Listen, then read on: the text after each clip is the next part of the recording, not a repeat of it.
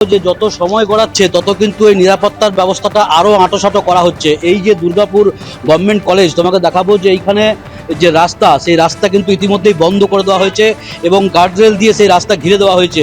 এখানে আসানসোল দুর্গাপুর কমিশনারেটের পুলিশ আধিকারিকরা, ডিসি লেভেলের পদমর্যাদার আধিকারিকরা রয়েছেন এবং ব্রিফিং করা হচ্ছে ঘন্টায় ঘন্টায় এই জায়গায়। কিছুক্ষণ আগেই আমরা দেখলাম যে আমাদের পুলিশ কমিশনার, আসানসোল দুর্গাপুর কমিশনারেটের প্রণব কুমার এবং পুন্নাবলম এস, যিনি জেলা শাসক, দুজন এসে ভিজিট করলেন এবং তারপর আটোসাটোভাবে সিকিউরিটি ব্যবস্থা আরও বাড়ানো হলো। এই যে মেন যে ঢোকার এন্ট্রি, এখানে দেখে দেখে কার্ড দেখে যারা এলিজিবল তাদেরকে ভেতরে যাওয়ার অনুমতি দেওয়া হচ্ছে, বাকিদের কিন্তু এখানে আটকে দেওয়া হচ্ছে। এবং দূরে তোমাকে দেখাবো যে কেন্দ্রীয় বাহিনীর জওয়ানরা কিন্তু গণনা কেন্দ্রের বাইরে বিভিন্ন জায়গায় পুলিশ যেরকম রয়েছে তার সাথে কিন্তু কেন্দ্রীয় বাহিনীর জওয়ানরা জায়গায় জায়গায় কিন্তু মোতায়েন করা হয়েছে, ছোট ছোট টিম ভাগ করে করে। একেবারে নিরাপত্তা ব্যবস্থা কেন্দ্রীয় বাহিনীর জওয়ান অর্থাৎ নির্বাচন কমিশনের থেকে যাবতীয় ব্যবস্থা করা হয়েছে। দেখুন, নিরাপত্তার ব্যবস্থা কিন্তু তৃণমূল কংগ্রেসের তরফ থেকেও করা হয়েছে, বিশেষত তারা যখন একটু সতর্ক আগামীকালকের দিনটা নিয়ে। আমি একটা জলপাইগুড়ির ছবি আপনাদের সামনে রাখবো, যেখানে উত্তরবঙ্গ বিশ্ববিদ্যালয়ের ক্যাম্পাস রয়েছে, তার বাইরে এই হচ্ছে ট্রান্সফরমারের ছবি। এই ট্রান্সফরমারকে একেবারে পাহারা দিচ্ছেন তৃণমূল কংগ্রেসের কর্মীরা। আশঙ্কার কথা গতকালই মমতা বন্দ্যোপাধ্যায় কাউন্টিং এজেন্টদের বলেছিলেন যে কোনো সময় লোডশেডিং করে দিতে পারে ওরা, ফলে সেই কারণে বাড়তি সতর্কতা তৃণমূলের তরফে নেওয়া হচ্ছে। দেখছেন ছবি।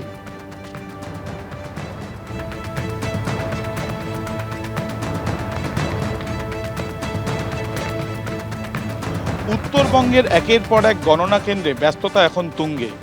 আমরা এখন দাঁড়িয়ে রয়েছি নর্থ বেঙ্গল ইউনিভার্সিটির জলপাইগুড়ি ক্যাম্পাসে।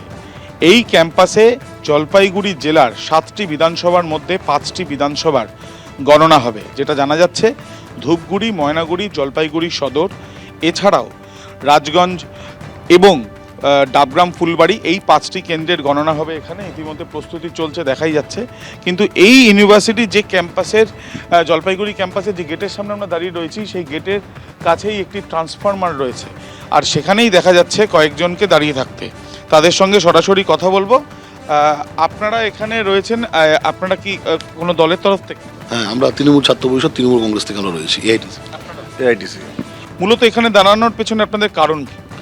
দেখুন, আমাদের কালকে সর্বভারতীয় সাধারণ সম্পাদক অভিষেক বন্দ্যোপাধ্যায় যে ভিসি করেছে, সেখানে তিনি সরাসরিভাবে আমাদের তৃণমূল ছাত্র পরিষদকে নির্দেশ দিয়েছে যে এই গণনা কেন্দ্রের চারপাশে যে কটা ট্রান্সফরমার রয়েছে, যেখান থেকে পাওয়ার সাপ্লাই যাচ্ছে আমাদের এই গণনা কেন্দ্রে, সেগুলোকে ভালো মতো দেখে রাখতে। কারণ আমরা দেখেছি 2021 সালে নন্দীগ্রামে লোডশেডিংয়ের মধ্যে দিয়ে রিকাউন্টিং করে দিয়ে মমতা বন্দ্যোপাধ্যায়কে হারানো হয়েছে। রাহুল ভাই, বাড়তি সতর্কতা কি জন্য নিতে হচ্ছে? মানে গণনা নিয়ে আশঙ্কাটা কোন জায়গায় তৃণমূল কংগ্রেসের? দেখো, প্রথম কথা হচ্ছে, এই একটু আগে শ্রমিক ভট্টাচার্য সাংবাদিক সম্মেলন করে বললেন না অপ্রত্যাশিত ফল হবে। সেই ফলটা কোন দিকে হবে শ্রমিক বলেনি, কিন্তু মানে কোন দিকে যেতে পারে। সুতরাং অপ্রত্যাশিত ফল তো হবেই। মমতা বন্দ্যোপাধ্যায় এটা মিন করতে চেয়েছেন তৃণমূল কংগ্রেসের অপ্রত্যাশিত ফল হবে, সেটা দেখবে বিজেপি রাজ্য সভাপতি বলে, ওটাই দেখবে বাংলার মানুষ যারা। এটা শোনো, লড়াইটা কিন্তু শুধুমাত্র নির্বাচনী আঙ্গিকে বিচার করলে শুভ্র হবে না। এই লড়াইটার সাথে বিধানসভা নির্বাচনের লড়াই ছিল না, এই লড়াইটা বাংলার সাথে বাংলা বিরোধীদের লড়াই। সুতরাং এখানে বাংলার মানুষ বাংলাকে বাঁচানোর জন্য নির্বাচনে অংশগ্রহণ করেছেন। আমি তোমাকে যেটা বলছি, গতবার আমরা নন্দীগ্রামে দেখেছিলাম মুখ্যমন্ত্রীর সাথে শুভেন্দু অধিকারীর যে লড়াই ছিল, সেখানে দাঁড়িয়ে 1551 ভোটে তাকে জয় ঘোষণা করা হয়েছিল শুভ্র, এবং তার পরবর্তীকালে লোডশেডিং 1 ঘন্টা ধরে, পরবর্তীকালে ফল পুরো চেঞ্জ হয়ে গেল, অপ্রত্যাশিত ফল পেলাম আমরা। হঠাৎ করে দেখলাম, কিন্তু সেটা কিন্তু মামলা হলো, তার কি হলো? আমি তো সেটাই বলছি। সুতরাং এরা যে নতুন করে কিছু করবে না, লোডশেডিং এর মাধ্যমে, ইভিএম হ্যাকের মাধ্যমে, ইভিএম মেশিন বদলানোর মাধ্যমে যা যা টেকনিক্যাল এরর থাকতে পারে প্রত্যেকটা এরা ইউজ করতে পারে। কারণ এরা জানে বাংলাকে এমনিভাবে জয় করা যাবে না। তাই আজকে বাড়তি সতর্কতা। তাই আজকে দাঁড়িয়ে তৃণমূল নেত্রী মমতা বন্দ্যোপাধ্যায়, অভিষেক বন্দ্যোপাধ্যায় বারবার বলছেন যে একদম সোজাসুজি, একদম মানে নির্দিষ্টভাবে প্রত্যেকটি জায়গায় নিজেদের একদম ইংরেজিতে একটা কথা আছে যে নো স্টোন আনটার্ন, অর্থাৎ যাবতীয় প্রচেষ্টা, সাম দাম দণ্ডভেদ সব রকম প্রচেষ্টা তারা করবে। এইটা হচ্ছে তৃণমূল কংগ্রেসের অভিযোগ যে রাজ্য দখলের জন্য এমন কোনো উপায় নেই যেটা বিজেপি গ্রহণ করবে না, সেই কারণে বাড়তি সতর্কতা। ওফেলিয়া সিনহা। আমরা তো অবাক হয়ে যাচ্ছি, সত্যি বিস্মিত। যারা ব্যালট পেপারের মুঠো করে মুখে ঢুকিয়ে চিবিয়ে খায়, যারা ব্যালট পেপার, যারা ব্যালট বক্স বুকে নিয়ে ঝাঁপিয়ে পড়ে ডোবার মধ্যে, পুকুরের মধ্যে, তারা আজ ইভিএম ব্যালট বক্স পাহারা দিচ্ছে।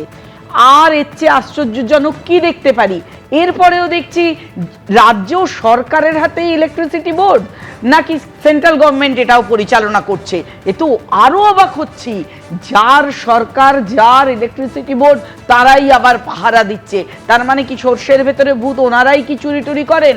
ওনাদের কাছে এগুলো পরিকল্পিত, ওনারা সব জানেন। আবার এই সাজোয়া গাড়ি নিয়ে বড্ড বড় বড় কথা শুনেছিলাম, দেখুন কিরম পরস্পর বিরোধী বিষয়। সেখানে কুণাল ঘোষ মুখপাত্র তথা প্রার্থী, তিনি আবার দেখলাম সাজোয়া গাড়িতে পোজ দিচ্ছেন, সঙ্গে আবার সারমেয়কে নিয়ে। একটা সারমেয় আবার যোগ দিল, ফ্রেম শেয়ার হচ্ছে। আমি বলবোই তো, যারা যারা সাজোয়া গাড়ি নিয়ে এত অ্যালার্জি যাদের গায়ে, তারাও এই কথা বলছে। সাজোয়া গাড়ি নিয়ে তারা যা করেছেন নৌবাহিনী এবং আকাশ বাহিনী, তাহলে কেন আপনারা সাজোয়া গাড়ি নিয়ে ছবি তুলছেন? সেটা তো বলুন। মণিপুরে সাজোয়া গাড়ি যারা নেই, আজ বাংলায় সাজোয়া নেমেছে গাড়ি ভর্তি পথে, করে সৈন্যবাহিনীর নামে যে যুদ্ধ করছে, বসেছে, যুদ্ধর বাকি রাখেনি। যারা আমি বলছি এইরকম একটা পদক্ষেপের আমি বলছি এইরকম একটা পরিস্থিতির মধ্যে পড়তে হলো কেন, এইরকম একটা ছবি আমাদের দেখতে হলো কেন, সেটাও ভাবতে হবে। এবিপি আনন্দ, এগিয়ে থাকে, এগিয়ে রাখে।